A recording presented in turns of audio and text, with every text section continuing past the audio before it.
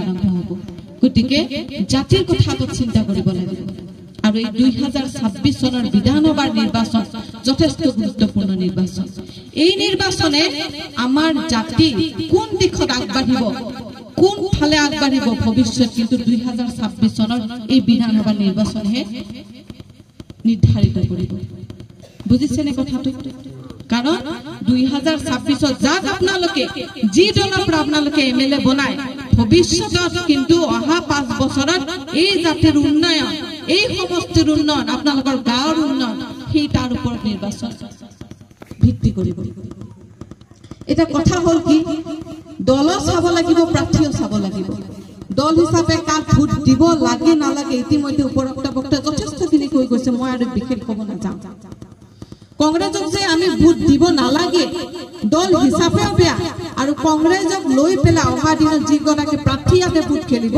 সেই গৰাকী প্ৰাৰ্থী 10 বছৰৰ কাৰ্যকলাপ আপোনালোকে দেখিছে ইতিমধ্যে ৰাইজে চাৰিওফালে এটা আৱাজ আহিছে যে এইবাৰ পৰিৱৰ্তন কৰিবই ৰাইজে এইবাৰ পাকা বেতবাৰী সমষ্টিত পৰিৱৰ্তন কৰি নতুন এগৰাকী বিধায়ক বনাব এইটো কথা কিন্তু স্থিৰ হৈছে নে নাই হৈছে এই আৱাজ কিন্তু আহিছে আজি দল বল বাদ দি পেলাই জাতি ধৰ্ম নিৰ্বিশেষে সকলো ওলাই আহিছে সকলো এটা কথা এইবাৰ আমি বিধায়কক বিদায় দিম এইবাৰ আমি এই বিধায়কক বিদায় দিম আৰু যিয়ে আমাৰ এই সমষ্টিৰ হৈ কাম কৰিব যিটো দলে আমাৰ জাতিৰ হৈ কাম কৰিব সেই দলক আমি নিৰ্বাচিত কৰিম আৰু আজিৰ এই সভাৰ এইখন মঞ্চই কিন্তু তাৰ প্ৰমাণ ইয়াতে ৰাইজৰ দল আছে কংগ্ৰেছ কৰা কিছু আছে আৰু অন্যান্য দলৰ মানুহও আছে আৰু এই পৰিৱেশ সমগ্ৰ পাকা বেতবাৰী সমষ্টিত এই পৰিৱেশ যিসকলে কংগ্ৰেছ কৰিছে তেওঁলোকেও কৈছে যে আমি আৰু কংগ্ৰেছ নকৰো জাতি আমাৰ আগত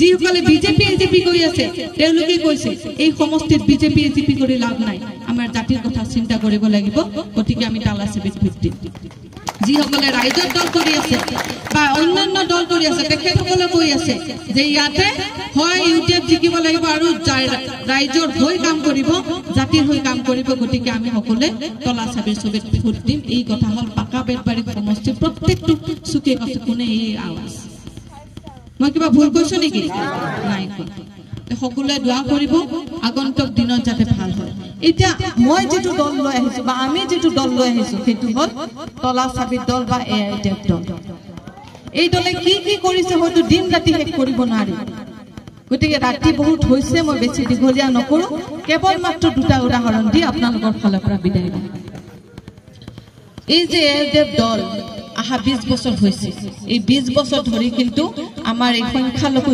জাতি জনগোষ্ঠীৰ বাবে নিৰন্তৰভাৱে চেষ্টা কৰি আছে যে এই জাতি কি ধৰণে উন্নয়ন কৰিব পাৰে কাৰণ যিয়ে আহিছে সিয়ে ভোটটো লৈ গৈছে গতিকে এটাই চিন্তা কৰিছে যে আমাৰ এই জাতিক যদি আমি হাতত কলম তুলি দিব পাৰো কিতাপ যদি দিব পাৰো প্ৰত্যেকৰে হাতে হাতে তেতিয়াহ'লে কিন্তু ভুল বুজাই মানুহ কেতিয়া ভোটটো লৈ যাব নোৱাৰে যাৰ বাবে মই সেইকাৰণে এটা সৰু উদাহৰণ দিওঁ যে আমি সকলোৱে কিন্তু নামাজ পঢ়ো তাই না নামাজ পঢ়ো আমার বাপ চাচা হতে বা মা খালা ফুফু সবে নামাজ পড়ি আমরা তাই না নামাজ পড়লে দোয়া চাই আমি কি চাই আমরা কি চাই কোন সে আপনারা হ্যাঁ আল্লাহ আমাকে রাস্তাটা বানায় দেন কই কি কই আপনারা উত্তর দিবেন আল্লাহ আমাকে রাস্তাটা করে দেন কই না কই আল্লাহ আমাকে অরুণোদয় দেন কই আমরা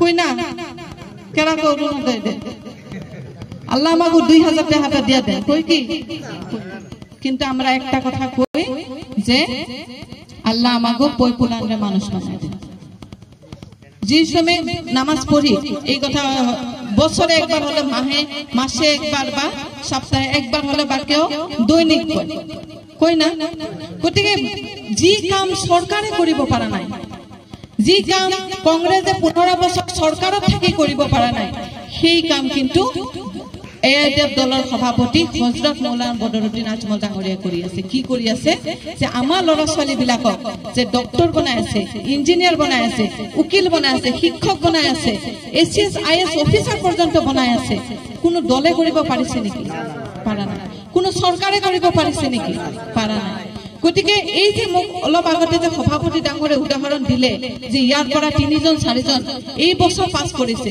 যোৱা বছৰ কিমান কৰিছে, অহা 5 বছৰত কিমান কৰিব, কিমানখিনি যদি ডক্টৰ, ইঞ্জিনিয়াৰ, উকিল, শিক্ষক, এছিএছ, আইএছ ওলায়, আপোনালোকৰ তেতিয়া বিচাৰিব নেকি যে আমাক 2000 টকা দিয়ক? আপোনালোকে এই অৰুণোদয়ৰ কাৰণে ঘূৰি ঘৰে ঘৰে মানে বিধায়কৰ ঘৰে ঘৰে ঘূৰি ফুৰিব নেকি? কেতিয়াও কিন্তু ঘূৰি নুফুৰে। আজি হয়তো আপোনালোকে চিন্তা কৰিব পৰা নাই, কিন্তু অহা 10 বছৰত চিন্তা কৰক, আপোনালোকৰ হয়তো এখন গাঁৱতে 5জন ডক্টৰ ওলাব, এখন গাঁৱতে 10জন শিক্ষক ওলাব, সেইখন গাঁৱতে এজন এছিএছ অফিচাৰ ওলাব, সেইখন ৰাস্তা ঘাট ঘৰ দুৱাৰ কিমান ধুনীয়া হ'ব আপোনালোকে কল্পনা কৰিব নোৱাৰে। গতিকে দল হিচাপে যথেষ্ট এটা ভাল দল, যি আমাৰ ভৱিষ্যতৰ মানুহ বনাম বুলি আশা কৰিছে, যি আমাৰ ভৱিষ্যত সুৰক্ষা কৰি আছে। গতিকে সেই দলক আমি এইবাৰৰ কাৰণে অন্তত সকলোৱে দলে বলে মিলি ভোট দিয়া বা সমৰ্থন কৰা কিন্তু আমাৰ প্ৰয়োজন আছে। আছেনে নাই? আছে। গতিকে সকলোৱে দোৱা কৰিব। বেছি বহুত ৰাতি হৈছে, বেছি দীঘলীয়া নকৰো, সময় এতিয়াও যথেষ্ট আছে, 6 মাহ আছে ৰাজনৈতিক বক্তব্য দিম। গতিকে আপোনালোকৰ ওচৰত দোৱা বিচাৰি আহিছো। আৰু এই 2 নম্বৰ ৱাৰ্ড যথেষ্ট এটা গুৰুত্বপূৰ্ণ ৱাৰ্ড, আৰু আপোনালোকে স্ব ইচ্ছাই নিজে আজি ইয়াত যোগদান কৰিম বুলি আহিছে, আমাৰ শক্তি আৰু বঢ়াম বুলি আগবাঢ়ি আহিছে। তাৰ বাবে আপোনালোক সকলোকে মই ধন্যবাদ জনাইছো। বিশেষকৈ আই মাতৃসকল সকলো বহুতে দেখিছে 2021 চনত মই আপোনালোকৰ দুৱাৰে দুৱাৰে ঘূৰিছিলো, ভোট ভিক্ষা কৰি ঘূৰিছিলো, সকলোকে কৈছিলো অন্তত এবাৰৰ বাবে হলেও আমাক এটা সুবিধা দিয়ক, ৰাইজৰ কাৰণে যদি কাম কৰিব পাৰো আমি। এইবাৰ আকৌ এবাৰ আপোনালোকৰ পদূলিত আহিছো, আপোনালোকে সকলোৱে মোৰ কাৰণে দোৱা কৰিব যাতে আপোনালোকৰ হৈ এমএলএ হৈ পেলাই আপোনালোকৰ কাৰণে কিছু কাম কৰিব পাৰো। কাৰণ আমাক যদি এমএলএ বনায়, এই কমিশনৰ টাকা আমি ব্লকৰ টাকা মাৰি খাবৰ কাৰণে অহা নাই। আমি ব্যক্তিগতভাৱে যিখিনি কৰি আছো, গোটেই চৰকাৰীভাৱে যিখিনি আহে, ধৰক বিধায়িকা বনালে 2 কোটি টকা যদি এটা সমষ্টিত আহে বছৰত, তাত আমি আৰু 2 লাখ টকা দি হলে এই সমষ্টিৰ উন্নয়নৰ কাম কৰিম। এই ধৰণৰ মনোভাৱ লৈ আমি আহিছো। গতিকে বিধায়ক দেখিছে, বনাইছে বহুত, এইবাৰ অন্তত আমাক যেন আপোনালোকে অলপ সুযোগ সুবিধা দি আমাৰ কাৰণে দোৱা কৰে, এইখিনি মই আশীৰ্বাদ কৰিব। বিশেষকৈ আই মাতৃসকল ইয়াতে আছে, আপোনালোক সবাৰে আমি অনুৰোধ কৰিব চাই যে আজকে আমি এখানে আহি গেলাম, আপনারা হয়তো এখনো 6 মাস যেহেতু আছে ভুলে যাবেন না যে মীনাক্ষী বাইতে আইসে, বক্তব্য শুনলাম, কিন্তু মীনাক্ষী বাইতে জানি কি ছবি নিয়ে আসে আমার তো মনে পড়লো না। কইবেন না এই কথা মনে থাকবো? কি প্রতীক চিহ্ন কোনছে? তালা চাবি, সবে জানেন তো, আবার ভুলে যায়। আমার একটা বাস্তব উদাহরণ দেই। পঞ্চায়েত ইলেকশনের টাইমে আমি ভোট কেন্দ্রে কেন্দ্রে ঘুরছিলাম, আমাকে প্রার্থী রুনা পারভীনরে নিয়ে 2-1 জায়গায় গেছি, আর ওই দক্ষিণ পশ্চিম বেতবাড়ি ওখানে গেছিলাম। যে মানুষটা আমার চিনে, একবারই আইলো, মাথায় হাত দিল, শরীরে হাত দিল, কইছে চিন্তা করে রাখবো না, আপনারা জিতছেন, আমরা ভোট দিছি, খুব ভালো লাগছে আমার। হাসে কি চাচ্ছি? হ্যাঁ দিছি। বুঝি তাহলে দিচ্ছেন আমারে কথা? হ্যাঁ দিছি, আন্নাগো দিছি। তাহলে কোনে দিচ্ছেন? কোনছে আমারে চিনছেন? হ্যাঁ চিনছি। কোনে দিচ্ছেন? সিলিন্ডারে দিচ্ছেন। এই কথা আপনারা ভুলে যাবেন না। এখনো 6 মাস আছে। আমার প্রতীক চিহ্ন তালা চাবি।